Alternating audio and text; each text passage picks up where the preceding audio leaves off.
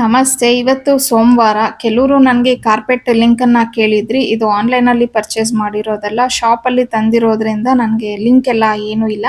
ಇನ್ನು ಹಾಗೇನೇ ಸ್ವಲ್ಪ ಸ್ನ್ಯಾಕ್ಸ್ ಎಲ್ಲ ತೊಗೊಂಡು ಬಂದಿದ್ರು. ನಮ್ಮನೆಯವ್ರಿಗೆ ಈ ಥರ ಸ್ನ್ಯಾಕ್ಸ್ ಎಲ್ಲ ಸ್ವಲ್ಪ ಇಷ್ಟ ಆಗತ್ತೆ. ನನಗೇನು ಅಷ್ಟೊಂದು ಕ್ರೇಜ್ ಇಲ್ಲ. ಆದರೂ ತಿಂತೀನಿ, ತಿನ್ನಲ್ಲ ಅಂತ ಏನೂ ಇಲ್ಲ. ಅಂದರೆ ರೆಗ್ಯುಲರ್ ಆಗಿ ನಾವು ಈ ಥರ ಸ್ನ್ಯಾಕ್ಸ್ ಎಲ್ಲ ಏನೂ ತಿನ್ನೋದಿಲ್ಲ. ಸ್ವಲ್ಪ ಸ್ವಲ್ಪ ತರ್ತೀವಿ.